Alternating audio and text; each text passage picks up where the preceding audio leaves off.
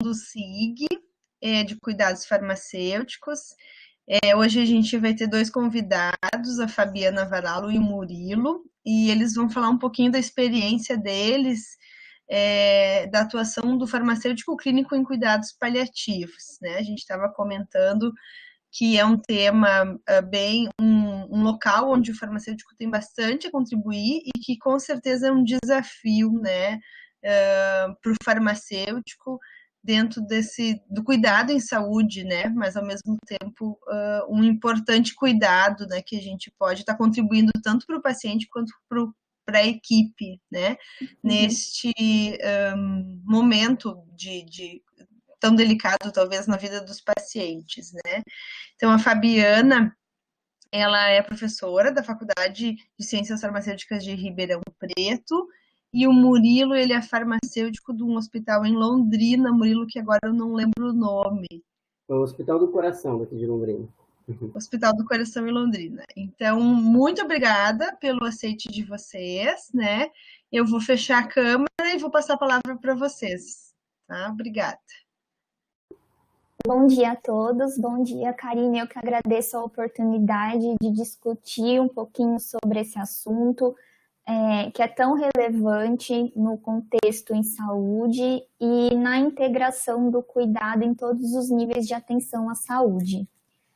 Eu planejei o seguinte racional para a gente discutir brevemente sobre cuidados paliativos, o histórico, conceitos e terminologias e cuidados paliativos no Brasil. A origem do termo paliativos vem do latim pallium, que significa manto e que, como eu disse, deu origem à palavra paliativo. Essa palavra paliativo, ela causa um estranhamento, principalmente para leigos, que podem interpretá-la como uma solução temporária ou ainda como um laudo de, olha, não há mais nada a ser feito e é uma sentença de morte.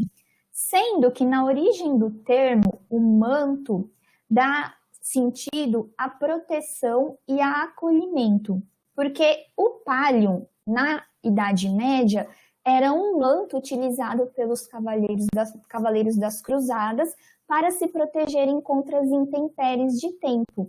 E essa palavra, esse sentido de proteção, acolhimento, é que os cuidados paliativos devem evocar tanto para os profissionais da saúde, quanto para o indivíduo que recebeu esse plano de cuidado, bem como para a sua família.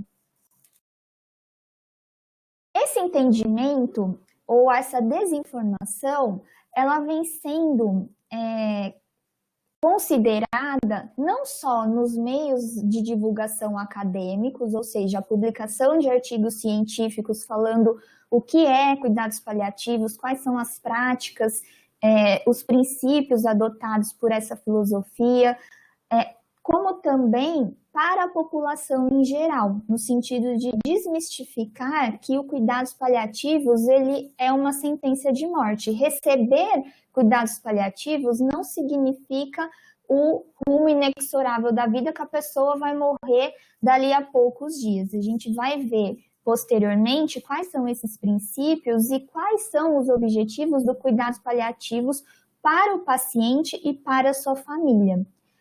Essa prática, ela também é considerada um direito humano, uma vez que dignifica e dá conforto àquela pessoa que está numa situação, numa condição de saúde que ameaça a vida e são necessárias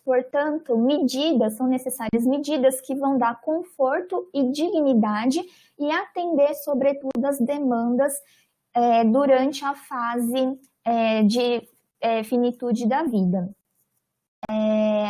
Eu trago essa reportagem para exemplificar a desmistificação e a quebra do tabu em cuidados paliativos da revista Veja Saúde, que foi publicada o ano passado.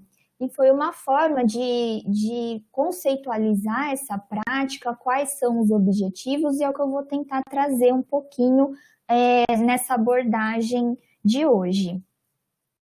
É importante ressaltar também que quando se fala em direito humano, cuidados paliativos como direito humano, a gente pensa sobretudo na questão do controle da dor, que pode causar muito sofrimento ao paciente em fase final de vida.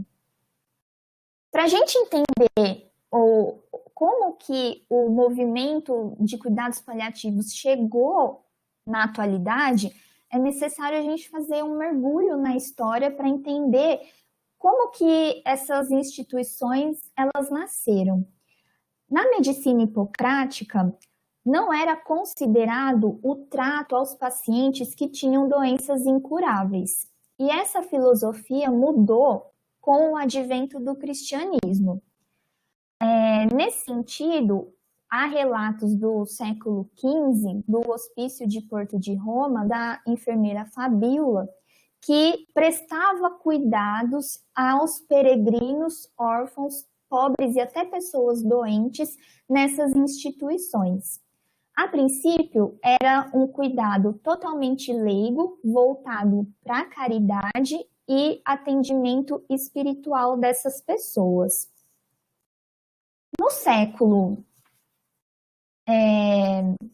Nos hospitais medievais, nos hóspices medievais, entre os séculos 13, 15, mais ou menos, essas instituições, também chamadas de hospedarias, elas hospedavam esses peregrinos e se localizavam em caminhos muito utilizados no continente europeu. Um exemplo é o caminho de Santiago de Compostela.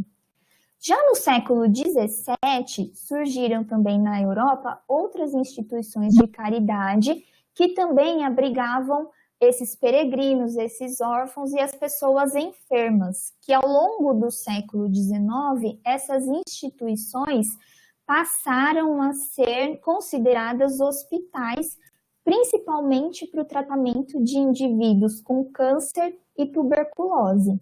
Aparentemente, o que se tem de relato na história é que o termo hóspice foi primeiramente utilizado por volta de 1842 na França, e esse termo foi associado ao cuidado aos pacientes moribundos. Então, nesse período é que a palavra hóspice apareceu, voltada, sobretudo, para o cuidado de pacientes em fase final de vida. E essas instituições se propagaram ao longo do continente europeu. O movimento de hóspice moderno, ele se iniciou em meados do século XX com a médica Cecily Saunders. Ela, nesse período, era formada em assistência social e também em enfermagem. Trabalhava numa dessas instituições de caridade voltadas ao cuidado de pacientes moribundos e ela conheceu um indivíduo que já estava com colostomia paliativa, com câncer de colo retal inoperável, e ele passou por muito sofrimento relacionado a tratamento inadequado de dor. Nessas consultas que ela fazia a esse paciente, eles conversavam sobre como evitar todo esse sofrimento que ele teve durante o seu cuidado. E esse foi o start para que ela fizesse medicina e pudesse aplicar as discussões do que ela considerava um cuidado adequado a esses pacientes que já não tinham possibilidade de cura do tratamento.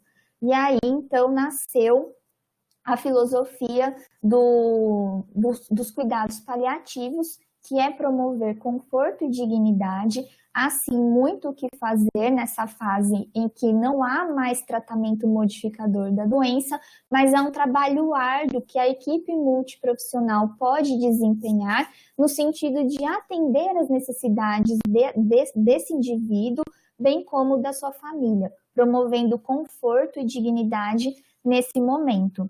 Nesse sentido, ela funda o St. Christopher Hospice e lá ela consegue empregar todos esses conceitos e ensinamentos, se tornando uma referência na formação e pesquisa de profissionais em cuidados paliativos. Desde então, esse movimento ele se alastrou para os Estados Unidos e para os outros continentes. Em 1982, o Comitê de Câncer da OMS criou um grupo de trabalho para defender políticas para o alívio de dor em pacientes em cuidados paliativos. Foi a primeira vez que ela adota o termo cuidado paliativo em substituição ao termo hospice devido à dificuldade de tradução em alguns idiomas, inclusive do português. E em 1990, ela define cuidado paliativo como um cuidado ativo e total para pacientes cuja doença não é responsiva a tratamento curativos, ou seja, nessa definição, a indicação de cuidados paliativos inclui apenas aqueles indivíduos fora da possibilidade de cura. Vamos pensar um pouco no que significa possibilidade de cura. Se a maioria das doenças, elas são, o objetivo é o controle de sinais e sintomas no sentido de promover a cronicidade, esses pacientes com doenças crônicas seriam elegíveis aos cuidados paliativos. E se vocês olharem o documento da Organização Mundial da Saúde, do Atlas, que descreve a população que é atendida e as doenças prevalentes em cuidados paliativos, eles sim colocam que é uma prática que pode ser oferecida para todos os pacientes que tenham doenças crônicas. Ou, numa outra perspectiva, se nós pensarmos em pacientes fora de possibilidade de cura, nós podemos subentender que seriam aqueles pacientes que já estão na fase final de vida, ou em terminalidade, que em cuidados paliativos a gente não gosta de usar esse termo. E aí, qual seria o critério adotado para identificar que não existe mais um tratamento ou que não há mais um benefício daquele tratamento modificador da doença? Os objetivos, então, primordiais dessa definição é dar promover controle de dor e outros sintomas, controle de problemas psicossociais e espirituais e promover a qualidade de vida para os pacientes e seus familiares. Nesta perspectiva de que o cuidados paliativos seria, então, restrito a esses pacientes em fase terminal de vida e também com o objetivo de ampliar esses conceitos, em 2002, essa definição de 1990, ela é reformulada e traz o seguinte conceito, que cuidados paliativos é a abordagem que promove qualidade de vida aos pacientes e seus familiares diante de doenças que ameacem a continuidade da vida através da prevenção e alívio de sofrimento. Requer a sua identificação precoce, a avaliação e tratamento impecável da dor e outros problemas de natureza física, psicossocial e espiritual. Nesse novo conceito, se amplia as possibilidades de indicação do cuidados paliativos.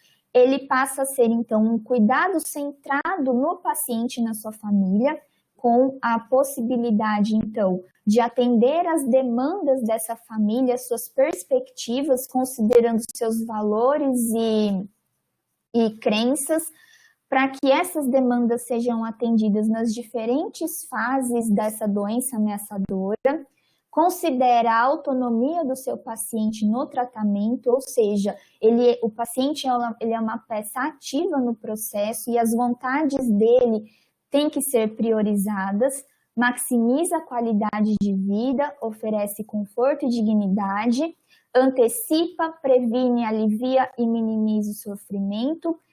Ele anda em conjunto com o tratamento modificador da doença, a gente vai entender melhor sobre isso, mas quando a gente fala ele precisa ter início precoce, nós temos que entender que a partir do momento que o paciente recebe o diagnóstico de uma doença incurável e que ameaça a vida, os cuidados paliativos eles já devem ser iniciados junto com o tratamento modificador da doença. Se existir a possibilidade ainda de cura, esse tratamento curativo ele não vai ser negado ao paciente, mas o paliativos também vai ser oferecido e na evolução clínica do paciente, conforme vai se aproximando da fase final de vida, ganha importância, então, cuidados paliativos no cuidado.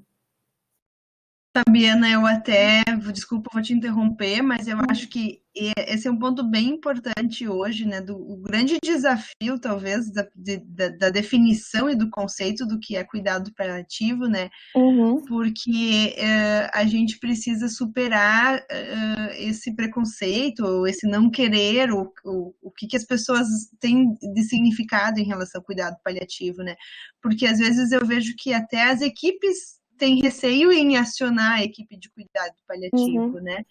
Então, esclarecimento para a população, para a equipe, para os profissionais de saúde, o que o cuidado paliativo significa, essa desmistificação que ele não é sinônimo, talvez, de morte ou de não cuidado com o paciente. Pelo contrário, ele é uma maneira de cuidar e ofertar um melhor cuidado para o paciente, assim. Então, acho que isso é hoje talvez um grande desafio da equipe de cuidado paliativo, né? Por isso que é tão importante esclarecer, né, a própria evolução e a definição desse termo.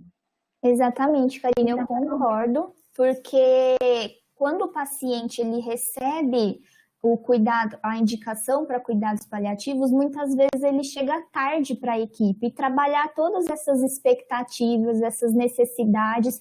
A equipe de cuidado paliativo vai ter pouco tempo para cuidar de todas essas questões. Então, é muito importante tanto a população quanto os profissionais da saúde entenderem e verem uma oportunidade de oferecer um cuidado que vai ser diferencial na vida dessa família e do paciente, acima de tudo. É importante lembrar também que, segundo essa definição, o cuidados paliativos ele pode ser prestado em qualquer nível, em quaisquer níveis de atenção à saúde, desde a atenção domiciliar até hospitais de alta complexidade. Um ponto importante que vale a pena ser mencionado é que ainda em 2002, com essa definição, a Organização Mundial da Saúde, ela lança outros 2 documentos que descrevem a importância desse cuidado e também coloca o cuidado paliativo como uma estratégia de ação em sistemas de saúde. E isso é reforçado em 2014 na Assembleia Mundial da Saúde, que adotou uma resolução específica de cuidados paliativos e ela traz recomendações de que os Estados-membros das Nações Unidas, das quais o Brasil é signatário, inclua o cuidado paliativo em suas políticas nacionais de saúde, sendo então acessível a toda a população, bem como a inclusão desse conteúdo nos currículos dos cursos de saúde, para capacitar, então, os profissionais no atendimento dessa demanda. E esses documentos, a resolução de cuidados paliativos também ressalta a necessidade da provisão de medicamentos essenciais, sobretudo para o tratamento, para o manejo adequado da dor. Porém, o que nós vemos, segundo a publicação da Organização Mundial da Saúde de uma pesquisa realizada em 2019, é que a integração dos cuidados paliativos com as políticas nacionais, existe documentos que, então, a maioria dos países, independente do seu desenvolvimento econômico, eles têm políticas relacionadas a doenças crônicas ou doenças não comunicáveis, que eles dizem, e cuidados paliativos inclui essas doenças. Os países também têm, metade deles reportaram que existem políticas nacionais que incluem cuidados paliativos, mas operacionalmente, ou seja, que isso funciona Quando a gente pensa no extrato do Brasil, só 50% dessas nações, dos países em desenvolvimento, conseguem integrar o cuidados paliativos nas suas políticas, ou seja, ofertar de fato o serviço para a população. E quando a gente olha o acesso ao serviço, no extrato em que está o Brasil, menos de 50% da população tem acesso ao serviço de cuidados paliativos, considerando a atenção primária ou considerando a atuação domiciliar. Ou seja, o que nós podemos interpretar é que existem muitas pessoas que podem estar com doenças crônicas incuráveis, que são ameaçadoras à vida e que não têm o cuidado adequado que vá dignificar, promover o conforto e a diminuição do sofrimento. A gente vai entender um pouquinho melhor como está a situação do Brasil mais à frente. Como eu mencionei anteriormente, os cuidados paliativos, ele iniciou principalmente para pacientes com diagnósticos de neoplasias, mas hoje, com essa integração com as políticas nacionais de doenças não comunicáveis ou não transmissíveis, outras doenças ameaçadoras à vida também são passíveis de indicação para cuidados paliativos. Quando a gente pensa em indivíduos adultos, se inclui, então, nesse cuidado o mal de Alzheimer e outros transtornos neurocognitivos maiores, que são as demências, pacientes com cirrose, com doenças renais, pacientes com diabetes, pacientes com HIV, DPOC, tuberculose multiresistente, doença de Parkinson, artrite e esclerose múltipla, além das doenças cardiovasculares que atualmente são as que mais têm implicação em cuidados paliativos. Isso daqui é uma estimativa quando se consideram pacientes que estavam na fase final de vida. Então, nós podemos entender que esses dados estão, inclusive, subestimados se nós considerarmos que o cuidado paliativos ele deve ser iniciado precocemente logo no início do diagnóstico da doença ameaçadora da vida. E esse gráfico, ele mostra a distribuição segundo a idade desses pacientes adultos. E a gente consegue perceber que são os idosos que são mais indicados para cuidados paliativos, principalmente na fase final de vida, para todas essas doenças que são elegíveis a esse cuidado. Existe uma definição particular em cuidados paliativos em pediatria, que é o cuidado total ativo do corpo, mente e espírito da criança, que possui uma enfermidade crônica e ameaçadora da vida, e inclui também o apoio familiar. Se nós pensarmos, os princípios e as diretrizes são as mesmas do cuidado proporcionado para a pessoa adulta. Então, nesse caso, os profissionais da saúde vão avaliar e minimizar, aliviar o sofrimento psíquico, emocional, psicológico e social. Também tem uma abordagem multi e interdisciplinar que vai incluir a família na atenção e pode ser implementada em quaisquer níveis de atenção à saúde. O que difere o cuidados paliativos para crianças quando comparado com adultos? Eu trago algumas diferenças que são destacadas pela Organização Mundial da Saúde, embora algumas, na minha opinião, algumas sejam compartilhadas também com a população adulta. Então, a principal diferença que a Organização Mundial da Saúde destaca é a fase de desenvolvimento. Quando a gente considera paciente pediátrico, ele tem um desenvolvimento fisiológico que é inerente ao seu crescimento. E para cada etapa em que o paciente pediátrico está, é preciso uma avaliação criteriosa para que as necessidades específicas de cada fase sejam atendidas pela equipe de saúde. E também que as expectativas do paciente e da família sejam consideradas nesse processo. Outra diferença importante diz respeito à comunicação.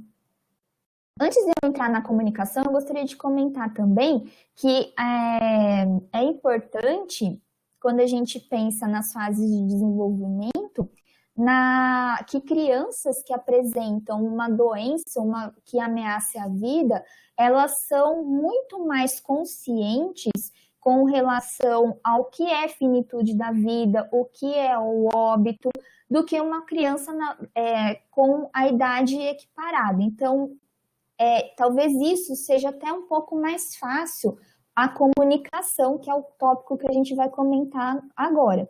Essa comunicação, ela tem que ter muita sensibilidade e adequação da linguagem de acordo com as fases de desenvolvimento da criança e do grau de entendimento que a família tem. Nesse caso, a gente precisa considerar os valores, as experiências, a cultura, o conhecimento que cada indivíduo tem daquela doença, para que seja possível desmistificar muitas culpas que talvez os pais tenham em relação à condição do filho, bem como propor um plano terapêutico que não envolve apenas tratamento farmacológico, mas também em cuidados paliativos, condutas não farmacológicas são muito importantes para que as metas terapêuticas sejam alcançadas. E, claro, sempre utilizando instrumentos que são validados para esse público. O grau de dependência também é uma questão a ser considerada, e esse grau de dependência ele vai variar conforme a idade da criança, e aqui é importante fazer uma ressalva que muitos adolescentes, num contexto de doença incurável, eles preferem ser tratados como criança, mas é importante também que a gente tenha uma avaliação criteriosa para que não se infantilize os casos que não querem ser tratados como tal. O impacto na família, e aqui eu trago dois principais impactos, um financeiro e o outro emocional, porque por mais que essa criança ela seja atendida num ambiente, numa instituição pública de saúde, se a pessoa não mora naquela cidade, há gastos com os deslocamentos, com alimentação, possivelmente com hospedagem. Alguém da família vai ter que se ausentar do serviço, então há o absenteísmo para que seja possível dedicação integral ao cuidado daquela criança. Muitas vezes isso pode impactar até nos outros filhos que não podem frequentar a escola para poder auxiliar nas atividades domésticas, e também o impacto emocional, como eu mencionei, pode trazer a culpa dos pais em ter tido um filho com essa condição de saúde, e também divergências frente às necessidades de tomadas de decisão. Daí é importante o profissional de saúde, a equipe ser muito bem treinada para que possa oferecer a informação adequada e tirar o peso que essa família possa vir a ter de culpa frente a essa doença e também a harmonização nas decisões.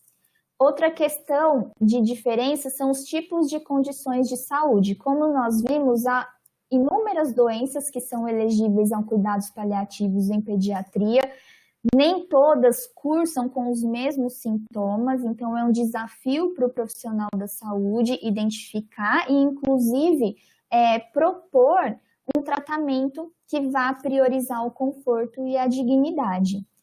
Isso está intrinsecamente relacionada com a dificuldade na tomada de decisão, por conta dessas manifestações distintas, então é preciso ser uma prática baseada em evidências. Também a conduta, a tomada de decisão, ela pode ser dificultada frente ao fato da não aceitação do prognóstico pelos familiares, e também, sempre que possível, para facilitar isso, quando possível, é necessário incluir a própria criança na decisão. Outra diferença que eu também julgo que não é tão diferente, já que cuidados paliativos ele inclui muitos medicamentos de uso off-label, diz respeito aos medicamentos e dosagens. Nós sabemos que a pesquisa clínica evita a inclusão de participantes pediátricos na investigação de novas tecnologias em saúde. Isso faz com que haja um arsenal terapêutico mais voltado para a população adulta e, portanto, a necessidade de adequações posológicas para a população pediátrica. Então, um monitoramento muito mais próximo do profissional, principalmente do farmacêutico, para que sejam identificadas reações adversas e outros eventos adversos a medicamentos é de suma importância para maximizar o benefício da terapia proposta. E, por fim, a questão da ambiência. A gente tem que lembrar que a ambiência ela é um domínio da política de humanização do SUS e em pediatria ela é de extrema importância. Às vezes, permitir um acompanhante 24 horas já traz o conforto a esse paciente que precisa ficar hospitalizado, trazendo atividades lúdicas, sons, entre outras características. As principais patologias, as principais doenças que estão relacionadas com cuidados paliativos em pediatria são aquelas que são ameaçadoras à vida, que não têm uma possibilidade de recuperação, condições que podem ser curadas ou controladas por um longo período de tempo, mas que também podem causar o óbito. Condições ameaçadoras em que não há tratamento curativo ou modificador da doença disponível, em que não tem uma progressão, que pode causar uma deterioração clínica importante, neonatos que nasceram muito prematuros ou apresentam anormalidades congênitas e também para famílias que tiveram um aborto inesperado. Aqui eu trago as principais frequências dessas doenças que levam aos cuidados paliativos em crianças. E a gente vê que as anormalidades congênitas são as principais causas de cuidados paliativos em pediatria, mas também se inclui condições neonatais, má nutrição, meningite, HIV, AIDS, também doenças cardiovasculares, endócrinas, condições neurológicas e doenças renais. O que é importante nós conseguirmos observar nesse gráfico? Assim como nos cuidados paliativos em adultos, essas estimativas podem estar subestimadas porque consideraram apenas as crianças em fase final de vida. Outra questão importante é que, se houver uma política de prevenção e recuperação da saúde, muitos óbitos poderiam ser evitados, sobretudo para aqueles pacientes que acabam indo a óbito por má nutrição. Então, é importante que seja ressaltada essa possibilidade da associação do cuidados paliativos como uma prevenção de óbito prematuro frente a uma condição socioeconômica que poderia ser revertida com algumas políticas públicas. Nesse sentido, eu ressalto o papel do cuidados paliativos na evolução da doença. Quando que essas duas terapias, tanto a modificadora da doença como as práticas dos cuidados paliativos, elas podem ser indicadas concomitantemente, reforçando, então, o conceito de que, a partir do momento que se tem o diagnóstico da doença ameaçadora da vida, ambas as terapias podem ser ofertadas a esse paciente, para essa família. Essa linha pontilhada divide de forma didática o quantitativo de qual deveria ser ofertada e em qual quantidade. O que é importante ressaltar é que tanto a terapia modificadora da doença como as terapias relacionadas ao cuidados paliativos, essa dosagem, essa simultaneidade, ela vai ser intrinsecamente relacionada ao atendimento das necessidades da família e do paciente. E diferente do tratamento modificador da doença ou da medicina curativa, os cuidados paliativos, eles continuam no luto para a família que perdeu o seu ente querido.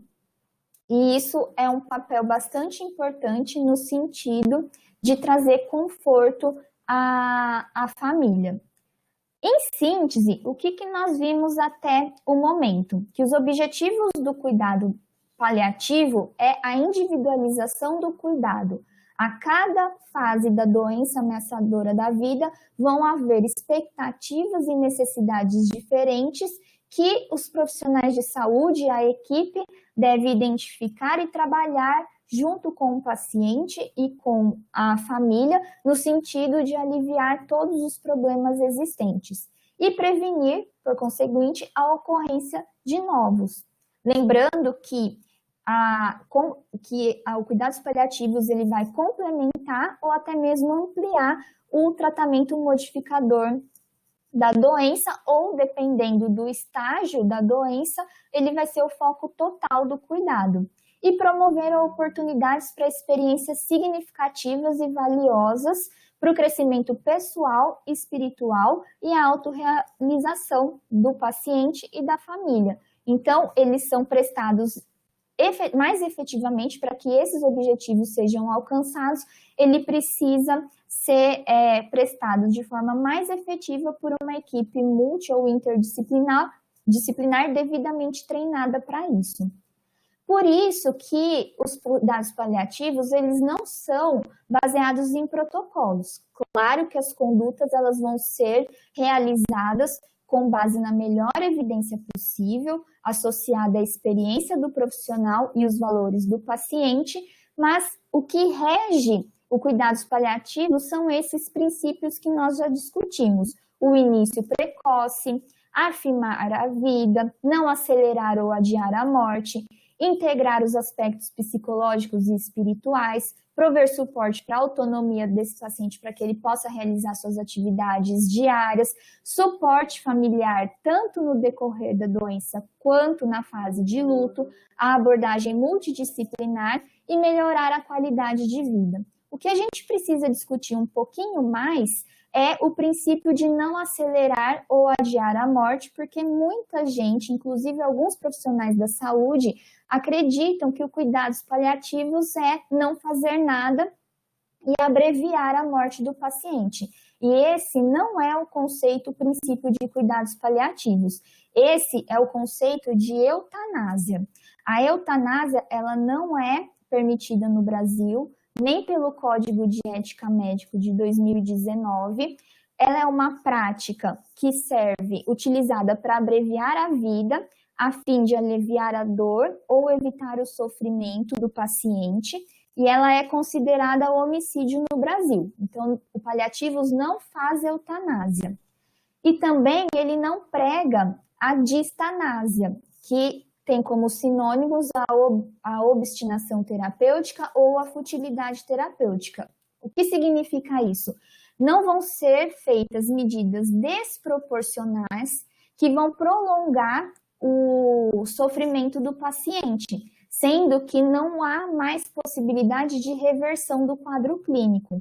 O cuidados paliativos, então, ele vai pregar a morte digna, a morte no seu momento correto, não é negar o tratamento. Esse paciente ele vai ser assistido de forma adequada e a morte vai acontecer no momento que ela precisa acontecer, no seu momento natural, porque o paliativos ele considera que a única certeza que a gente tem na vida é a morte e ela precisa acontecer no momento em que ela precisa acontecer, sem abreviar a vida ou sem promover tratamentos que vão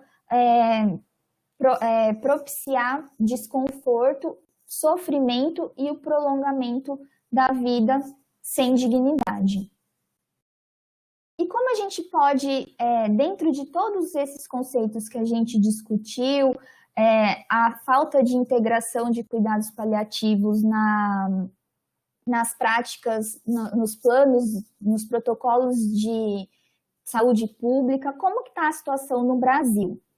O Brasil, as iniciativas de cuidados paliativos, elas datam desde a década de 1970, houve um marco quando teve a inauguração do INCA. O maior desenvolvimento aconteceu a partir dos anos 2000. Desde 2002, o cuidados paliativos ele foi incluído no SUS.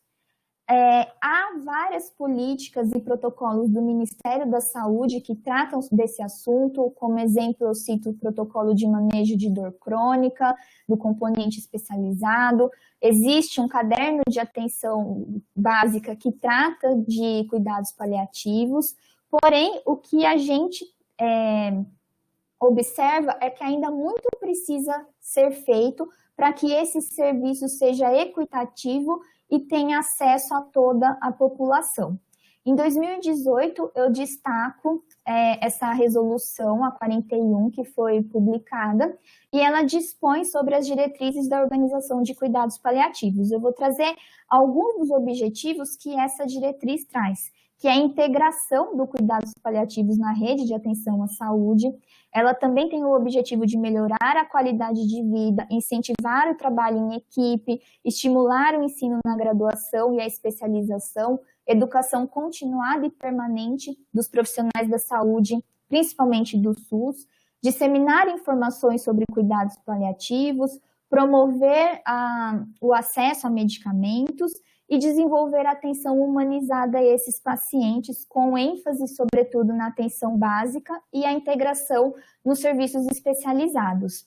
Ela destaca nessa resolução os mesmos princípios que nós discutimos até o momento e a oferta do serviço também em qualquer nível de atenção, como na atenção básica, atenção domiciliar, sendo o domicílio principal locus de finitude da vida, a atuação também em urgência e emergência para conforto e estabilização de sintomas que forem agudizados, e atenção hospitalar e também ambulatorial.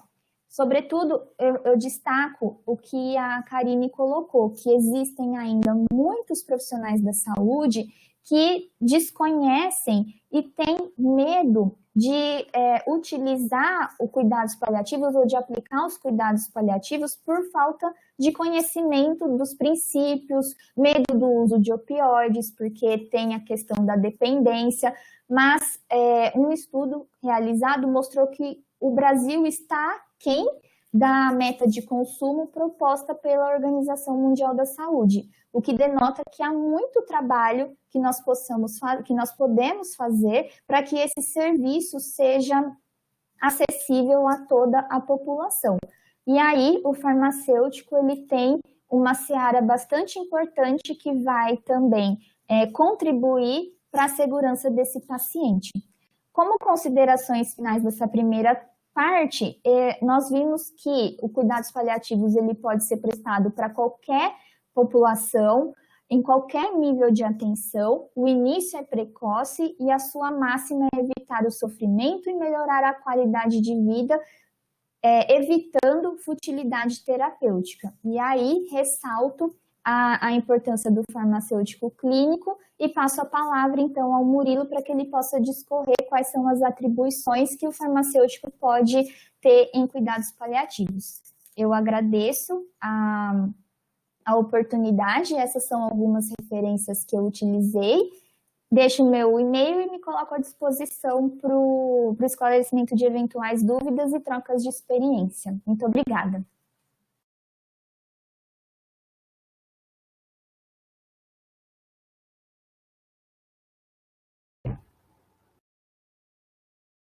Bom dia a todos.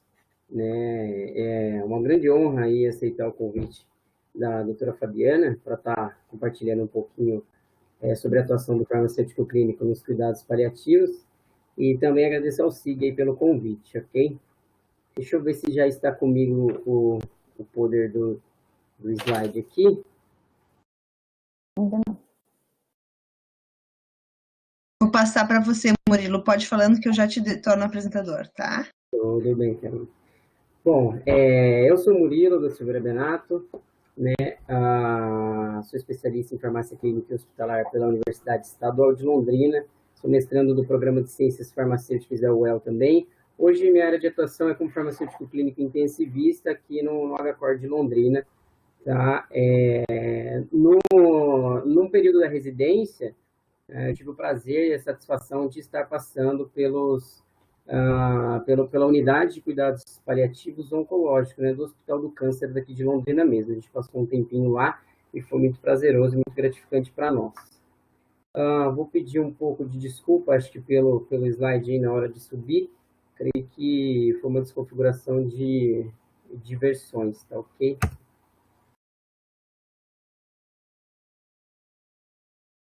O conteúdo hoje que a gente vai abordar aí é o cuidado farmacêutico com pacientes em cuidados paliativos e também vou mostrar um pouquinho aí dos resultados da dissertação de mestrado, onde já está em fase final. Obviamente não vou abordar todas as informações com vocês, por questão até de sigilo, né? Mas dentro dos cuidados paliativos oncológicos aí. Como bem falou a doutora Fabiana, nos cuidados paliativos a gente tem o indivíduo, o paciente, como centro de tudo, né? De uma maneira holística, de uma maneira mais abrangente, que abrange todas as disciplinas da área da saúde, onde entra médico, enfermeiro, fisioterapeuta, terapeuta ocupacional, farmacêutico, né? E toda a equipe de saúde, entre capelão também, ajudando na parte espiritual, de uma maneira mais abrangente, né? E nós, como farmacêuticos, podemos contribuir no nosso cuidado, né? E isso se divide em 4 vertentes aí do cuidado direto ao paciente, né? Uma revisão de farmacoterapia e reconciliação, educação e o aconselhamento farmacoterapêutico e, obviamente, sem esquecer de serviços administrativos, que também é a nossa responsabilidade. Dentro do cuidado direto ao paciente, nós temos o objetivo de promover o uso apropriado e seguro dos medicamentos, né? Como a gente vai fazer isso? Avaliando o nosso paciente como um todo, né? Quais comorbidades esse paciente meu apresenta, não só ali a doença de base dele, mas sim as outras comorbidades, né, sobressalentes como hipertensão arterial, diabetes, entre outros, né? Os sintomas que esse paciente está desenvolvendo ali no momento da sua avaliação, isso é importante a gente relatar como uma forma de anamnese também, a gente saber o histórico desse paciente, o que ele já teve, tá? E entrar aí dentro da farmacoterapia, né, que é a nossa área, como forma de revisar a farmacoterapia prescrita, tá ok? Revisar ela como um todo, a farmacoterapia prescrita, porque muitos pacientes, dentro dos cuidados paliativos, o medicamento não vai atuar como deveria atuar, por questão farmacocinética. Então, tem um paciente com insuficiência renal, um paciente com insuficiência hepática, né, um paciente que teve uma ressecção de intestino, né, uma dificuldade de esvaziamento gástrico. Parte dos pacientes em cuidados paliativos são caquéticos, né, tem uma má perfusão. Então, tudo isso deve ser revisado e tudo isso deve ser colocado na ponta do lápis na hora da gente tomar a nossa decisão junto com a equipe. Promover a recomendação sobre manejo de medicamentos não essenciais. Hoje em dia a gente fala muito em polifarmácia, em pacientes que chegam nos cuidados paliativos polimedicados, né? Existem medicamentos prescritos que não são tão essenciais quanto a gente imagina ser. Então, essa avaliação primária nossa, é importante a gente elencar todas as medicações e aquelas que não estão sendo não tem tanta adesão do paciente, talvez por algum motivo de sabor ou um motivo de dificuldade de deglutição, uma disfagia, né? Esse medicamento não está tendo um efeito como era para ter. Tudo isso a gente tem que fazer nesse levantamento primário. Promover informação sobre o medicamento em tempo oportuno, né, dentro da equipe de saúde e também com o paciente, cuidadores e familiares, né, porque os cuidados paliativos abarcam aí toda a equipe, toda a família, né, Então, é importante o paciente saber o que ele está tomando, para que serve aquela medicação, né? Chegar informação rápida na equipe de saúde também é super importante para a tomada de decisão. Às vezes, o médico ele deseja fazer alguma medicação, né, de urgência e quer saber alguma diluição, alguma estabilidade. Isso é importante, o farmacêutico está presente ali na equipe, integrando a equipe. Participar das reuniões e visitas interdisciplinares. Então, dentro aí dos cuidados paliativos, é elencado, sim, o farmacêutico ali, contemplando, né, a equipe com toda a sua sabedoria e sua bagagem sobre farmacoterapia, farmacocinética, farmacologia, né? E também na avaliação do próprio paciente, né? No levantamento de dados e anamnese, para compactuar com a otimização dos resultados do tratamento. Ter uma terapia aí eficaz, uma terapia plena do paciente para ter uma qualidade de vida adequada. Devemos estabelecer um relacionamento colaborativo entre farmacêutico-paciente, farmacêutico-cuidador, traçar metas terapêuticas para o meu paciente. Então, que tipo de meta terapêutica eu tenho, uma forma melhor de adesão desse paciente, como que eu faço, né, para eu explicar para ele o que esse medicamento faz no organismo dele, qual o benefício dessa medicação para ele, para tomar essa medicação, como que eu melhoro isso. Então, uma grande interação, um grande relacionamento entre farmacêutico-paciente, farmacêutico-cuidador. Recomendação de vias de administração alternativa, compactuar com o protocolo de desprescrição e, obviamente, documentar todo o cuidado prestado. Então, tudo deve ser evoluído em prontuário, tanto eletrônico quanto manual, né? Esse cuidado do farmacêutico clínico deve ser prestado aí em forma de documento, tá ok? Falando um pouquinho mais das vias de administração aí alternativas, né? A gente tem um paciente, uma via aí conhecida nos cuidados paliativos chamada de hipodermóclise. É uma via subcutânea, de acesso subcutâneo, perfeito?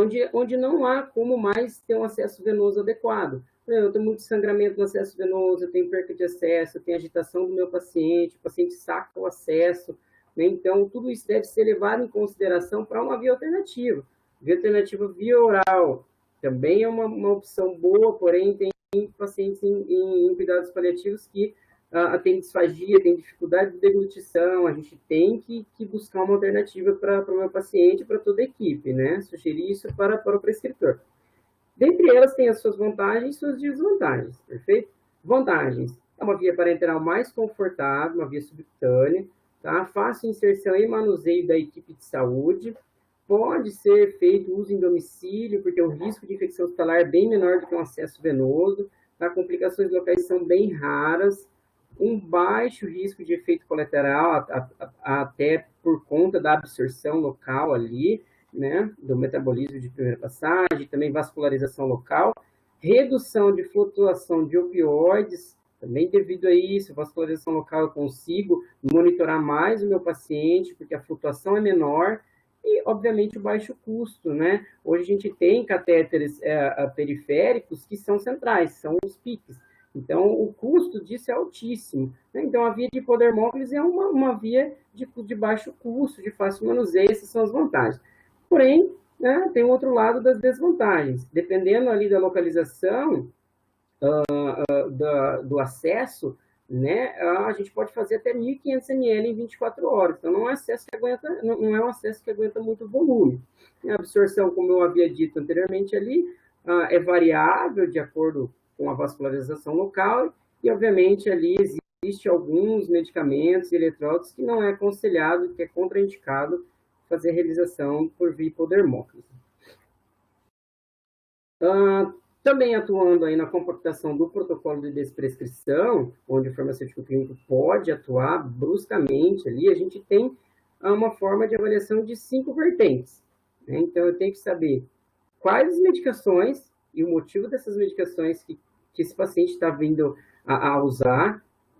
Aí a gente entra dentro, né, do conceito de pedir para o paciente trazer a sacola de medicamentos, toda a medicação traga, para avaliação primária do farmacêutico, o que ele usa, o que ele tem em excesso, o que está prescrito, o que não está prescrito, né? E ele faz o uso, isso também é importantíssimo. Muitas vezes né, o paciente tem um pouco de receio de estar chegando ao médico, isso já aconteceu comigo, e falando de uma medicação que ele faz uso e que o médico não prescreveu, né, o farmacêutico pode entrar nessa etapa aí, realizando a anamnese desse paciente, né, e os medicamentos que não estão sendo tomados, que estão prescritos e não estão sendo tomados. Por quê? Por que motivo? É o alto custo, né, é o sabor do comprimido, né, é a dificuldade de deglutição, o tamanho do comprimido. Isso também é primordial para a gente traçar uma estratégia de adesão.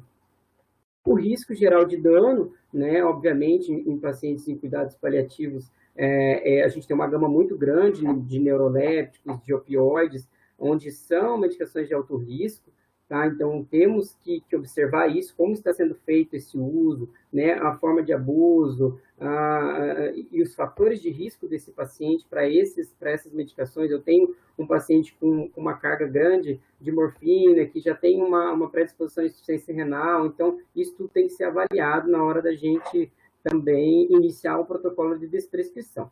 Então, o protocolo de desprescrição é em conjunto, como cuidados paliativos. A gente tem que estar ali linkado com o prescritor, com toda a equipe dos cuidados.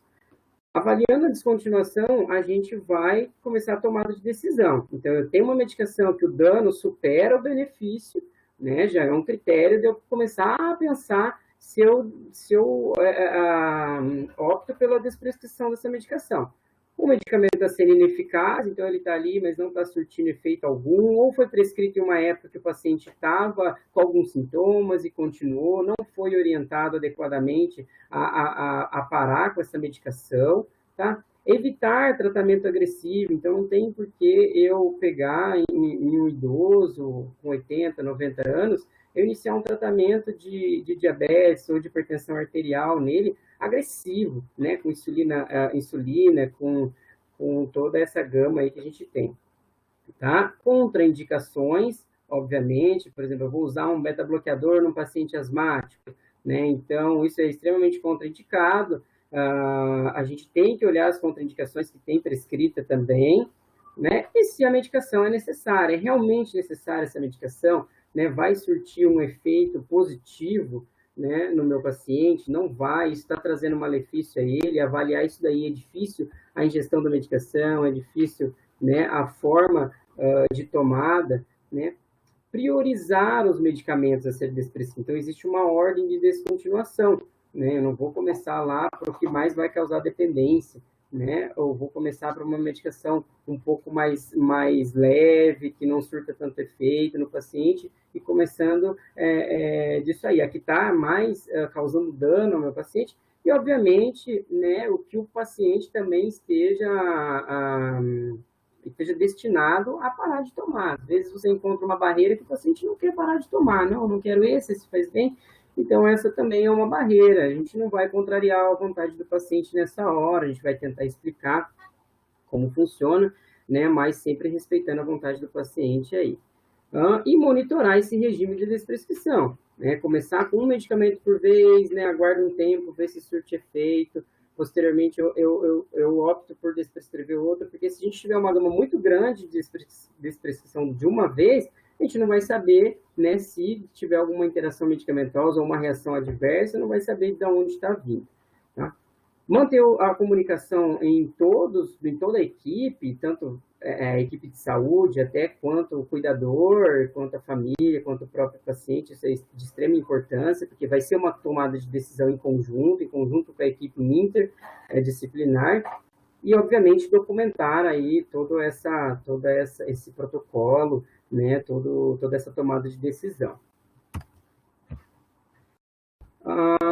A revisão da farmacoterapia e reconciliação, dividir aqui entre dois eixos, a gestão técnica, que a gente não pode fugir, tá? O farmacêutico clínico nunca deve fugir também da gestão técnica, muitas vezes a gente vai entrar no serviço de farmácia clínica, né, e só quer fazer clínica beira de leito, né, mas a gente tem que estar ligado com a farmácia central, né, auxiliando aí na distribuição de medicamentos, rotulagem, para a gente ver se está tudo adequado, se a equipe está orientada sobre nova rotulagem, sobre medicamentos que são de alto risco, né, assistir o controle de estoque, porque eu posso chegar lá e posso, né, indicar uma medicação para um paciente onde eu não tenho ela em estoque, ou ela foi descontinuada recentemente, eu não estou sabendo. né? Isso daí é uma pedra que a gente encontra no caminho.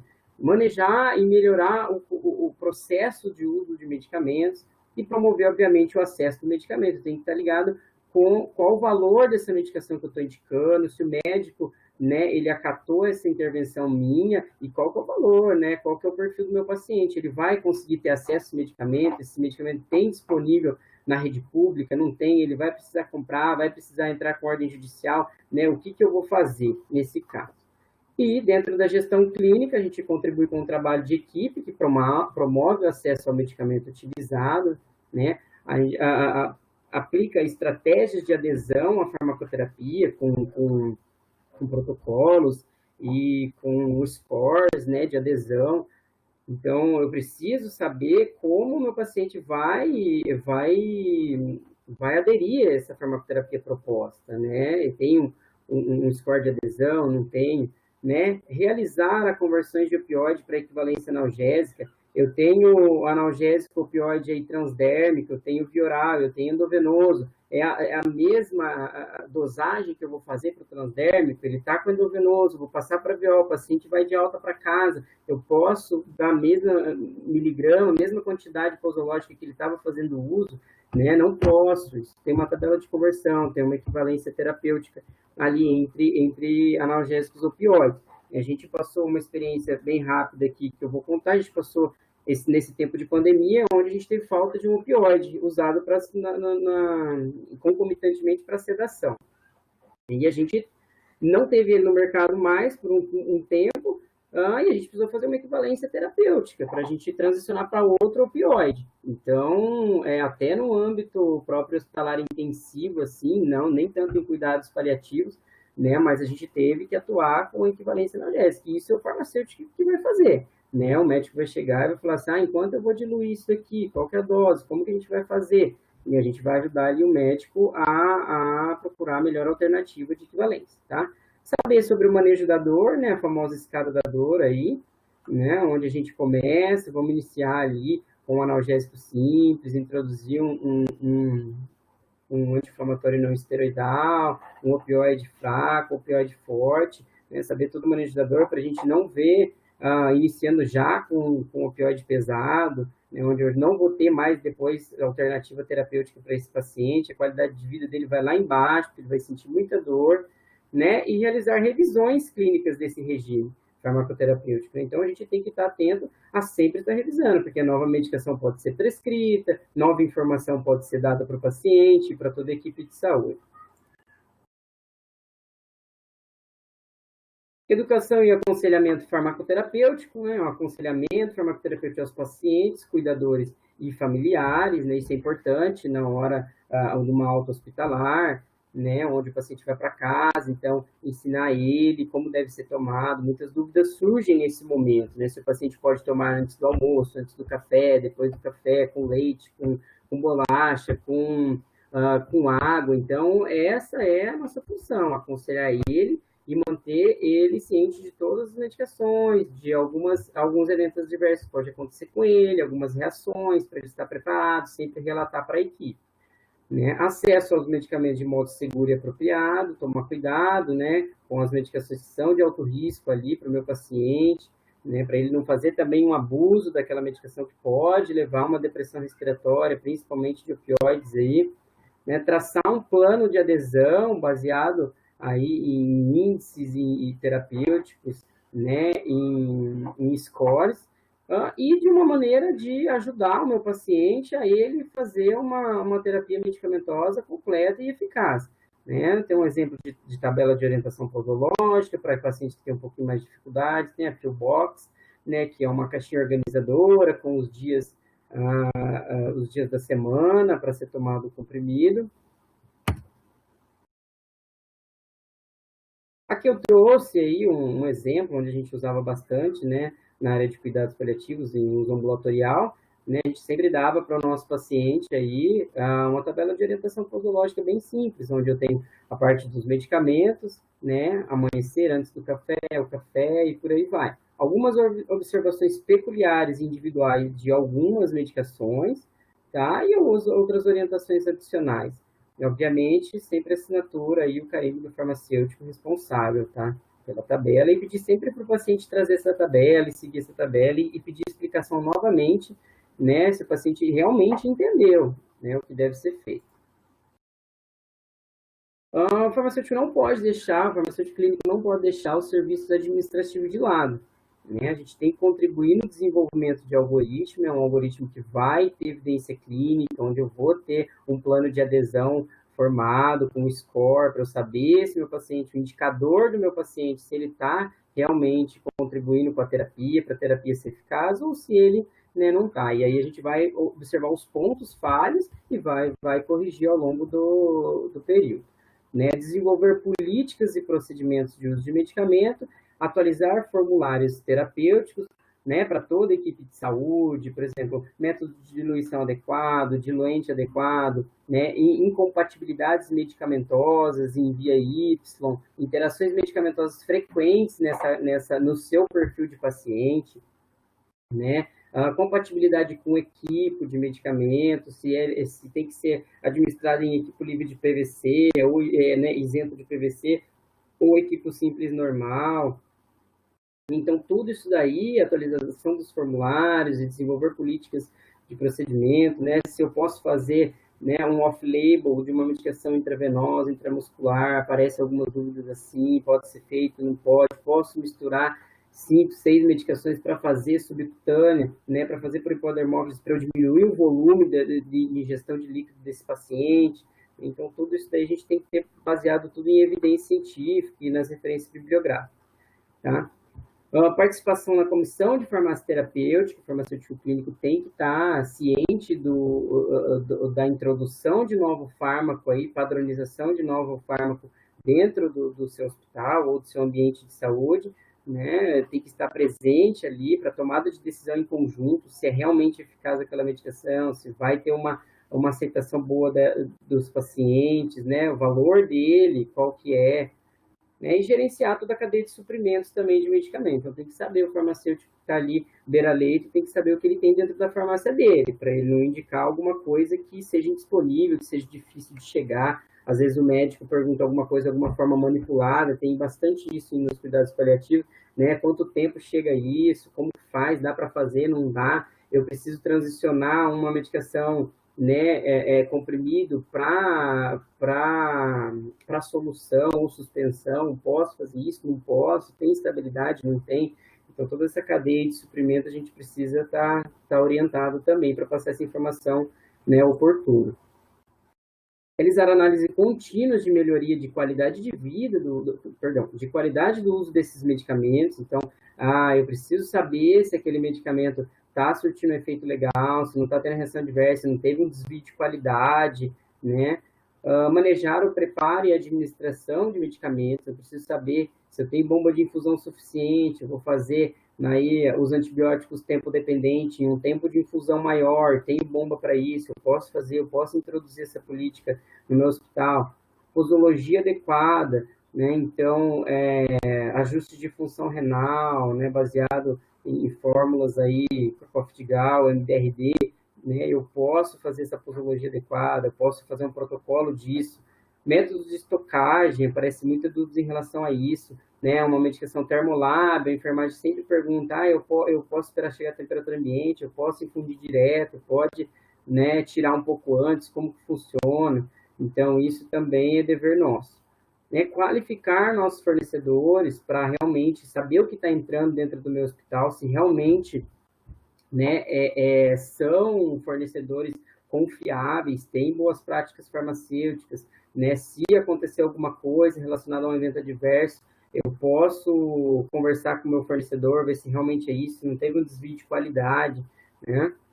Promover a disponibilidade do medicamento. Então, não posso deixar um medicamento ali que é de uso primário, né, faltar. Então, tem que estar na cadeia de suprimento promovendo isso, né? Por exemplo, acabou uma medicação que é de uso primário ali, uma noradrenalina, uma adrenalina. Então, tudo isso tem que ser levado em consideração. Agora vou entrar um pouquinho nos resultados, né? Dei uma introduzida Então, vou entrar um pouquinho nos resultados dessa dissertação minha, e também para você trazer para o seu ambiente de trabalho aí como indicadores, né, de progressão de farmácia clínica dentro do ambiente de cuidados paliativos. Então, nessa área foi abordado aí os cuidados paliativos oncológicos, onde a gente avaliou aí as variáveis, né, de grupo etário. É importante você saber o público que você está trabalhando, né? Meu público é pediátrico, meu público é adulto, é mais idoso, o que é, porque a tomada de decisão vai ser diferente um do outro, né? Algumas indicações eu tenho num público de uma faixa etária adulta, eu não tenho no infantil, né? Infantil eu tenho bastante que saber de estabilidade de medicamentos, para eu ter também uma farmacoeconomia legal, né? O sexo desse paciente eu tenho mais feminino, mais masculino, né? Para traçar um perfil populacional. Qual que é o perfil populacional nosso? É paciente com cuidados paliativos oncológicos, é cardíaco, né? Então, vai mudar as medicações, né, de doença de base ali, de modificadoras do curso da doença.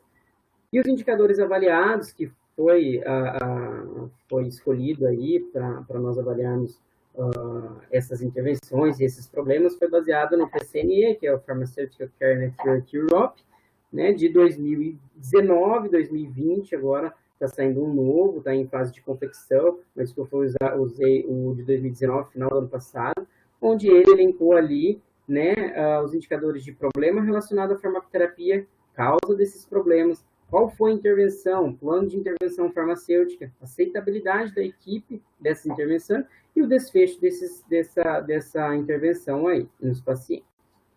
Então, aqui só como forma de demonstração, só para a gente ter uma ideia, né, e ficar mais dinâmico, né, vou apresentar em porcentagem aqui quanto foi achado, né, no nosso estudo. Então, 70,7% foi evento adverso ao medicamento, pela gama aí de medicamentos que têm uma potencialidade maior de causar um evento adverso, tá? A maioria é também em população idosa, né? 13,3% de sintomas que o paciente estava tendo naquele momento, porém não foram tratados, não estavam sendo tratados, não tinha medicamento prescrito para aquele sintoma apresentado na hora da avaliação, né? 9,5% do efeito do tratamento que foi ineficaz, então tem uma medicação lá para alguma coisa e não está sendo eficaz aquela medicação, né? Não tem por que eu deixar ela ali, o paciente tomando mais uma medicação, às vezes até via oral, né? Sendo desconfortável para o paciente, causando um desconforto. Aqui na parte de causa, né, eu tenho 45,8% de interação medicamentosa, que a gente buscou aí, cruzamento de dados aí das medicações, então teve uma grande parte que foi interação medicamentosa, 26,1% foi de dose de medicamento alto, então o paciente já estava com uma insuficiência renal, né, e a dose do medicamento, ou principalmente de antibióticos, não estavam ajustadas ao clearance adequado do paciente, então teve que modificar essa dose, né, para não causar uma nefrotoxicidade, uma hepatotoxicidade. 14% nenhum tratamento medicamentoso ou o tratamento estava incompleto, então não tinha ali um tratamento adequado para o sintoma referido do paciente. A intervenção farmacêutica em 26,1% foi de dose alterada, tanto acima da terapêutica quanto abaixo, né? É comum aparecer também os analgésicos, por exemplo, de pirona, 2 gramas, 5, 6 vezes no dia, né? Então, uma alta dose de dipirona, será que isso daí é eficaz? Será que não é hora de introduzir uma nova medicação para a gente compactuar com a ajuda da terapia da dor? Né? Então, também dos antimicrobianos usados aí em sobredose, podendo causar até um malefício aí ao paciente, né? Uma falência renal, um desconforto, né? Até perca de acesso também, né? Uma medicação muito, muito tóxica. 21,6% a terapia medicamentosa foi suspensa naqueles medicamentos referidos que não tinham uma terapia eficaz, então foi suspensa essa medicação, né, onde foi iniciado aí um protocolo de desprescrição nesses pacientes, e foi muito bem acatada a equipe.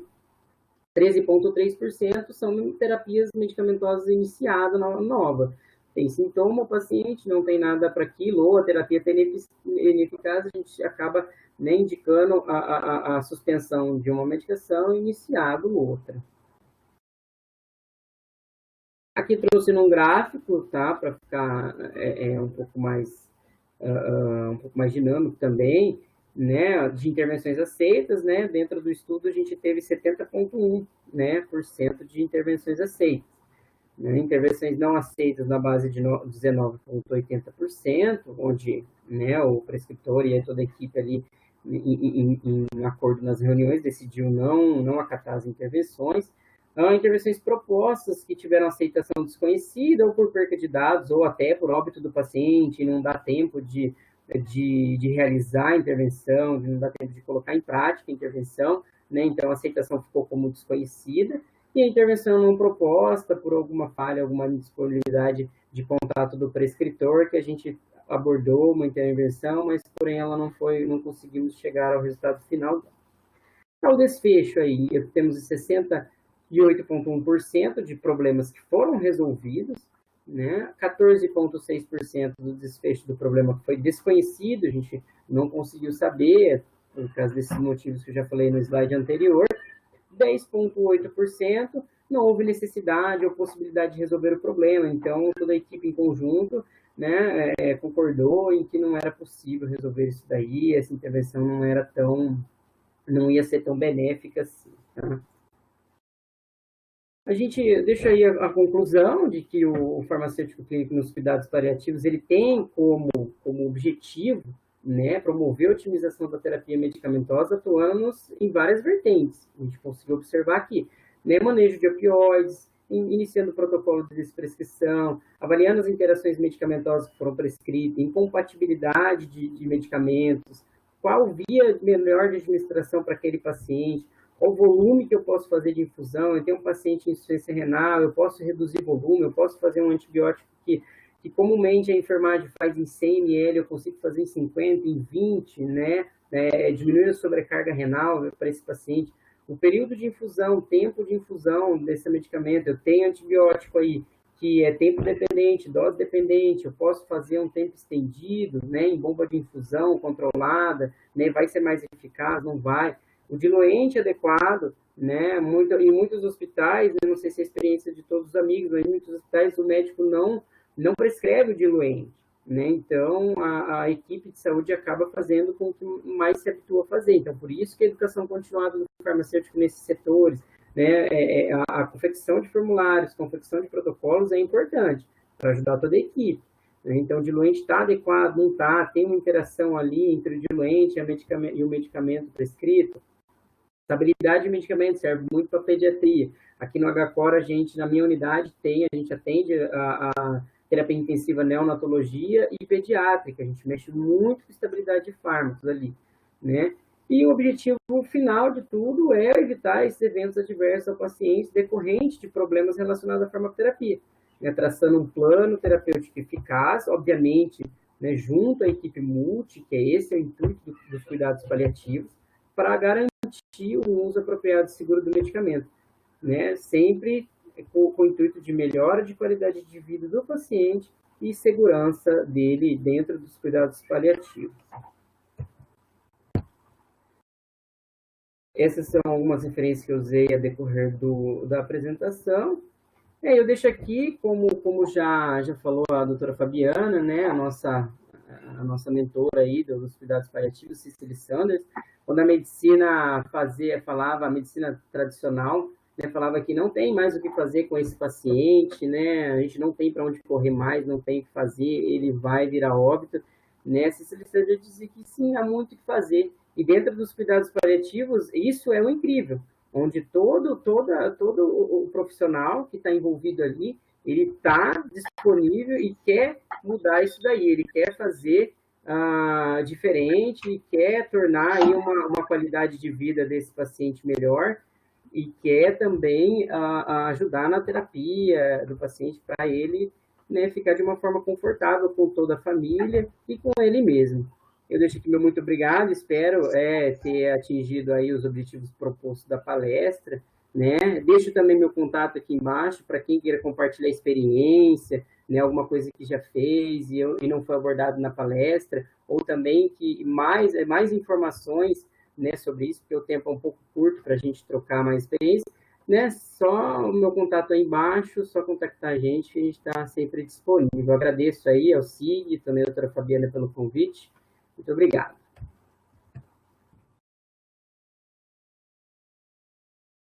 Obrigada, Murilo.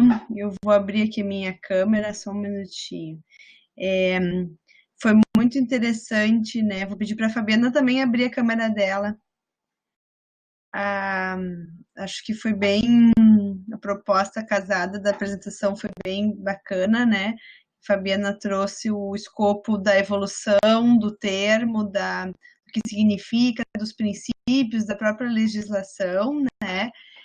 E de todo o cuidado que a gente pode ter em relação do que significa o cuidado paliativo, né? E o Murilo traz uma experiência prática de acompanhamento e até de um resultado de um projeto de mestrado, né? E de resultados de intervenção farmacêutica. Então, como a gente pode construir alguns indicadores, né, para monitorar.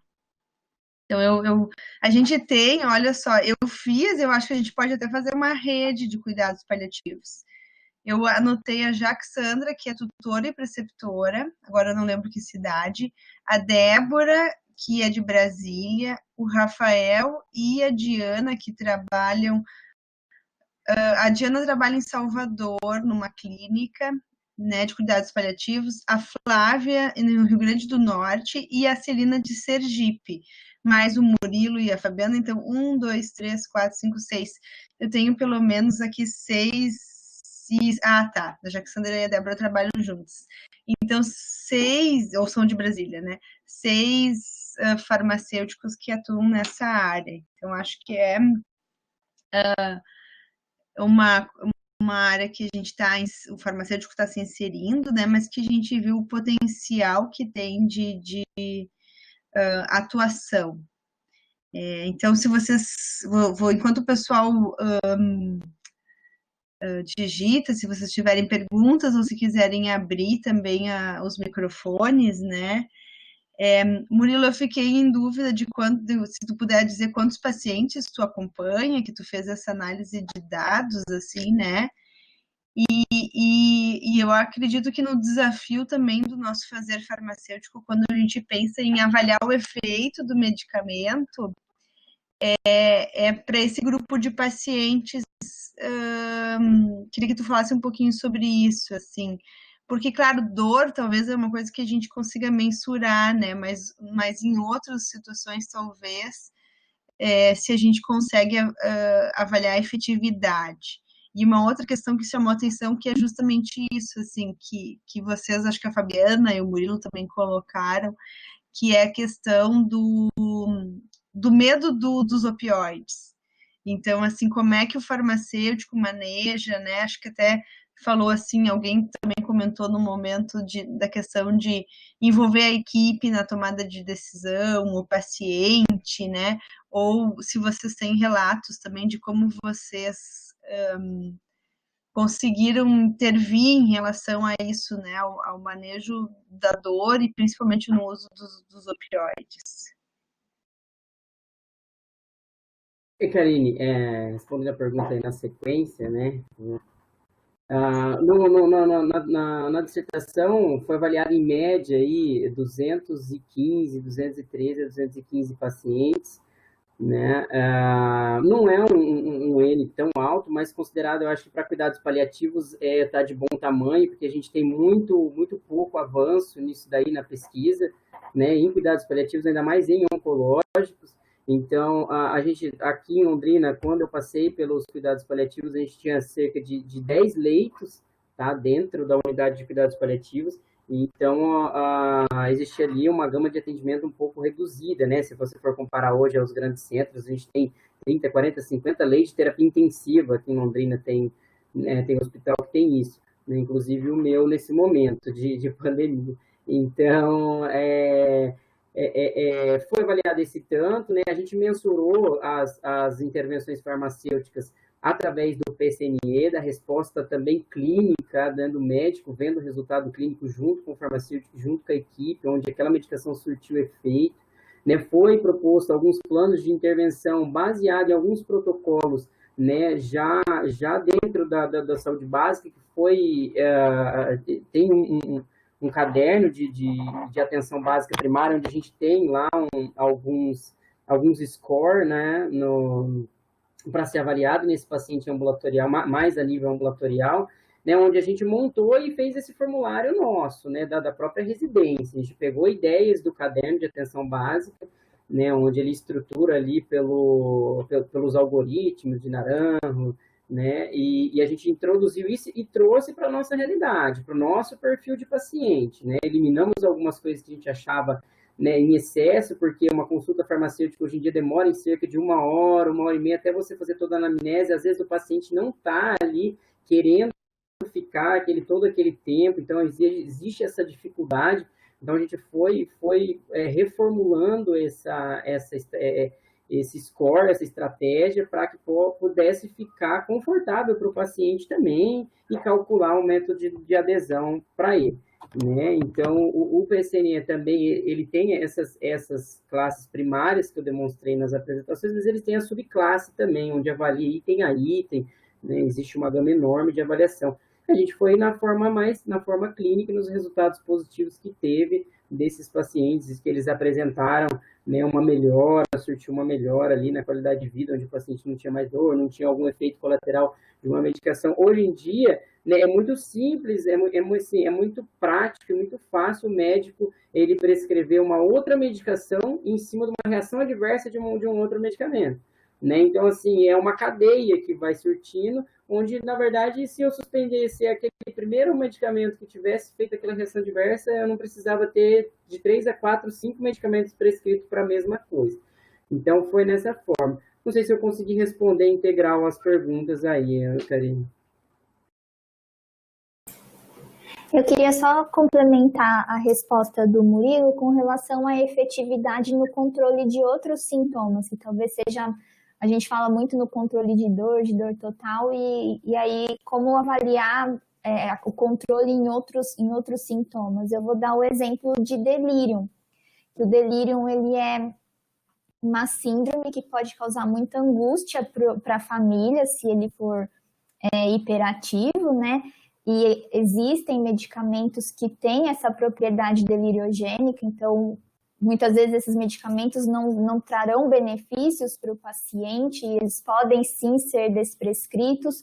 Outros que possuem propriedade deliriogênica, como por exemplo a morfina, muitas vezes ela vai ser utilizada não só para o tratamento de dor, mas também da dispneia, como a gente comentou no início da apresentação, essa questão foi colocada também ontem na palestra que foi feita pela SBRAF.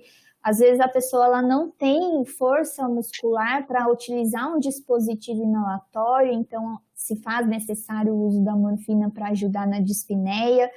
E o tratamento do delírio, ele pode não ser apenas medicamentoso, farmacológico, como ele é multifatorial, existem outros componentes que podem desencadeá-lo, como, por exemplo, fatores ambientais, até condições clínicas, como infecção, por exemplo, ou distúrbios eletrolíticos.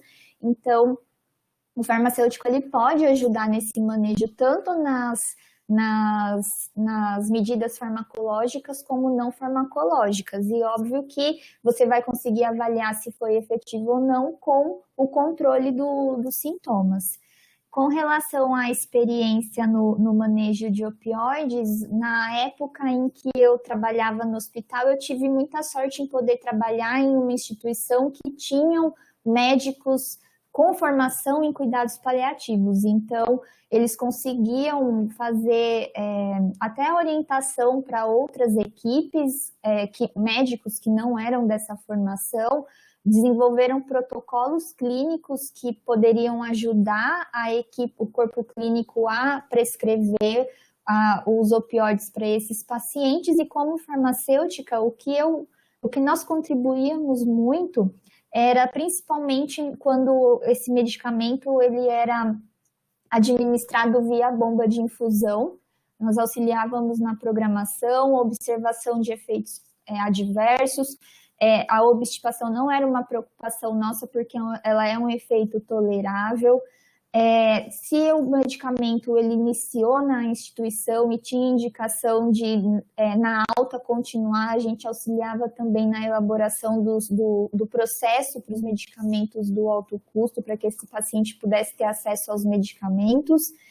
E lembrar também que na transição, as equivalências das dosagens EV para VO, a gente ajudava nisso. E também lembrando que essa questão da desmistificação, até usando o exemplo do delírio, a dor não tratada pode desencadear outros sinais e sintomas, que vai resultar em cascata iatrogênica, como o Murilo bem colocou. Então, o farmacêutico, ele tem esse campo bastante importante na questão de opioides, saber qual é a escala analgésica, quais são os degraus, quais são os adjuvantes, para a gente promover a segurança e atender a necessidade do paciente. Sim. Murilo, obrigada, Fabiana e Murilo. O Murilo, os seus pacientes, eles são do hospital ou tu também acompanha quando eles vão para casa, quando eles estão no âmbito ambulatorial? Assim, no período de residência que eu fiquei na unidade de cuidados paliativos, a gente acompanhava ele ambulatorial também, né? A gente fazia as visitas nas casas e acompanhava para ver como esse paciente se comportava. No ambiente que hoje eu trabalho, né, a gente não consegue fazer isso pela demanda de volume e, infelizmente, a gente não tem uma unidade de cuidados paliativos dentro do Hospital do Coração, né? Então, assim, a gente está tentando iniciar um trabalho, porém, assim, não é consolidado ainda como unidade de cuidados paliativos direcionada a esse tipo de paciente. Né? Na dissertação, onde eu acompanhei realmente esses pacientes dos cuidados paliativos oncológicos, aí sim era específico para isso, né? Era específico, uma unidade só disso, só de cuidados paliativos, onde tinha um acompanhamento tanto na entrada do paciente, né, em âmbito intra-hospitalar, quanto na alta dele, acompanhava em casa. Se ele reinternasse também, a gente, né, fazia avaliação novamente. Joia. Débora, se quiser abrir o teu microfone e falar. E a câmera também, se tu quiser.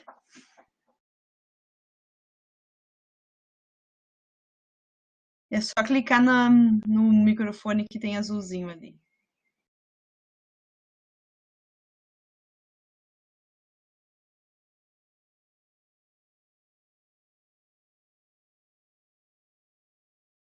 Acho que a Débora queria falar alguma coisa sobre os analgésicos.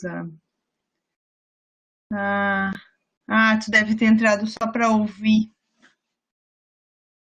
Se quiser escrever, daí eu leio. Eu fiquei pensando no desafio com a criança, né? Acho que a Fabiana trouxe bem interessante também toda a questão. E quanto é importante no cuidado paliativo esse olhar como um todo, né, para o contexto da família, do paciente, quem é esse paciente, o que significado que ele tem no contexto familiar, assim, e quando é criança talvez isso seja ainda mais difícil e mais delicado. E eu queria ver se vocês têm experiência de envolver a criança nessa tomada de decisão da terapia, porque eu fiz um trabalho com criança HIV, então a gente tinha toda uma alusão que ela tinha que fortalecer o sistema imune, que era como se fossem soldadinhos, então assim, a gente tem que abrir espaço para essa questão, né, enfim, lúdica com a criança, e se vocês têm algum relato sobre esse cuidado com as crianças. Depois eu vou ler daí a da Débora e da Luana. Eu nunca trabalhei com público pediátrico em cuidados paliativos. A experiência que eu tenho sempre foi com adultos e com doenças crônicas não transmissíveis. A gente tinha muito caso de paciente com demência lá no hospital onde eu trabalhava, mas essa questão de envolver a criança e as expectativas dela, eu julgo ser um componente essencial no cuidado, se ela tiver o entendimento adequado e principalmente com essa questão de opioides, eu acho que desmistificar isso para os pais também, que são medicamentos que têm toda uma preocupação. Em 2017, a revista Super Interessante lançou uma chamada na capa da revista falando sobre os medicamentos mais perigosos do mundo e colocava como sendo os opioides. Então, a gente sabe de todo esse contexto da superprescrição, mas a orientação para esses pacientes que de fato precisam do medicamento para controle de sintomas, ela também tem que ser esclarecida, e foi o que a Associação Nacional de Cuidados Paliativos fez. Ela mandou uma carta esclarecendo sobre esse assunto. Atualmente, eu contribuo com a residência de urgência e emergência do Hospital das Clínicas da Faculdade de Medicina de Ribeirão Preto. E lá, sim, tem uma farmacêutica clínica, que é a Débora, que trabalha especificamente em cuidados paliativos para pediatria, e é uma questão que eu vou colocar para ela, se é rotina incluir a decisão da criança nessas tomadas de decisão. O que eu sei que acontece lá é que são feitas reuniões periódicas com a família para discutir as metas terapêuticas. Mas eu vou ficar devendo na resposta se nessa tomada de decisão a criança ela é considerada. Eu acredito que sim, porque lá a formação em cuidados paliativos ela é boa e eles adotam os princípios. Que legal. Débora, pode abrir seu áudio, por favor. Eu ia dizer se é a mesma Débora que quer falar. E daí depois, Murilo, se tu puder ler a pergunta da Luana, daí depois tu responde também. Pode Tudo abrir, bem. Débora.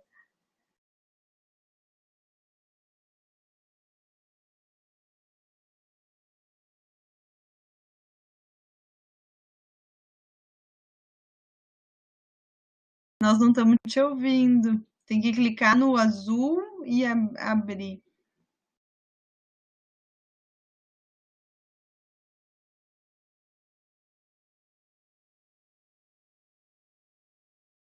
É interessante, tem duas Déboras e duas Déboras Reis, mas são duas pessoas diferentes.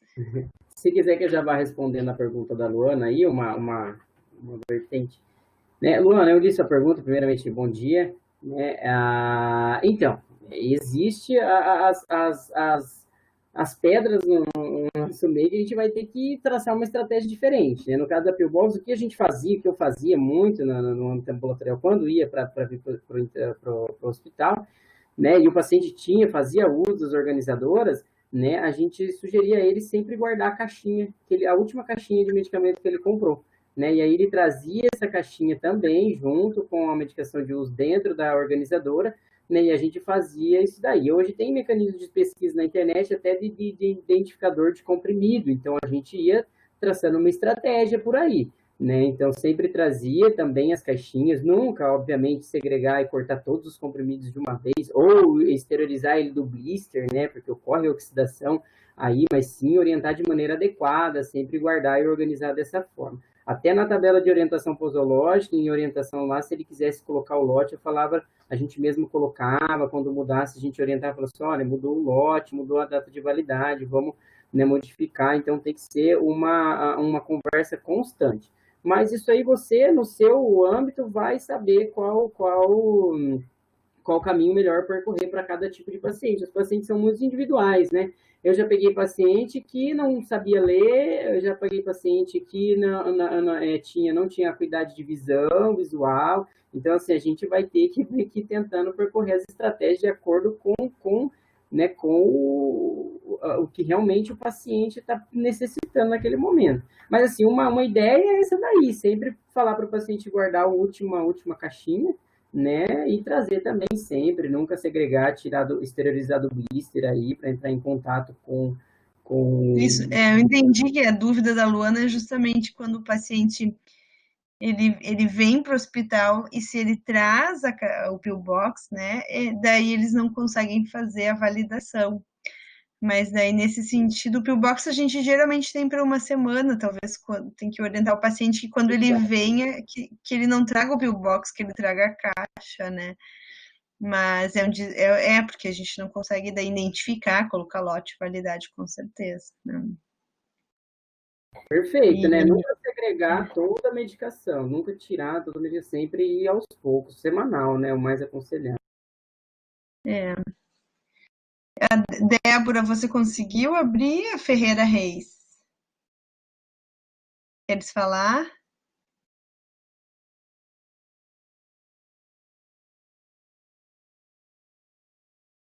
A Luana, bom, a gente teve mais a Luana, então mais uma. A gente tem várias experiências e que legal, né? Que a gente pode compartilhar.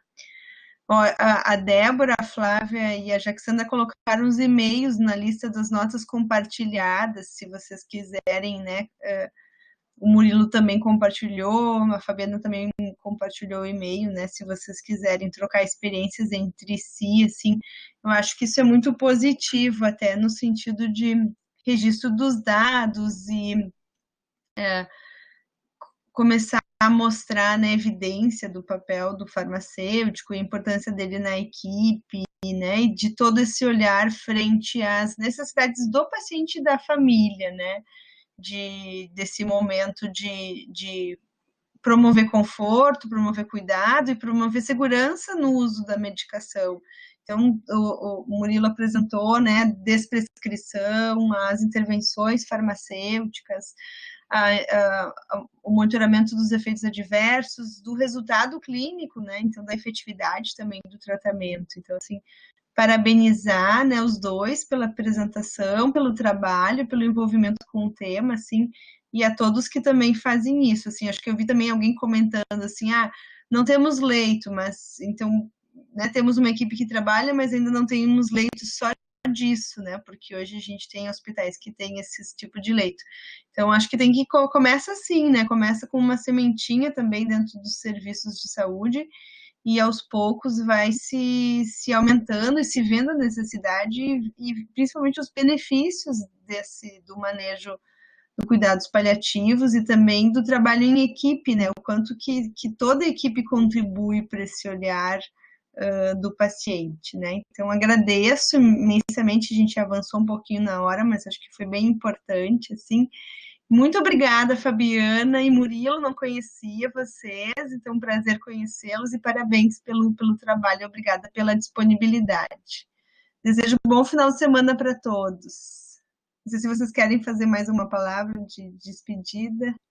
Eu agradeço também, Karine, a oportunidade de falar sobre o assunto, a todos que colocaram a sua experiência, compartilharam contato e me coloco à disposição para contatos futuros e fortalecer mais a área no Brasil. Muito obrigada. Obrigada também. Também agradeço aí, Karine, o convite, até a parceria com a doutora Fabiana, né, realmente o que ali a Viviane comentou no chat, né, um assunto delicado e que merece muita atenção, cuidado e respeito, realmente, né, tem que ser disseminada essa informação para quem trabalha com isso já, a gente tem que tentar avançar nessa área, porque o farmacêutico tem muito a fazer nisso daí. Obrigado, um ótimo final de semana, fico à disposição para eventuais dúvidas aí que surgirem, e ideias novas aí. Compartilhar a experiência também. Um abraço. Tá bem, obrigada. Tchau, pessoal. Tchau, Fabiana. Tchau, Murilo. Obrigada, viu?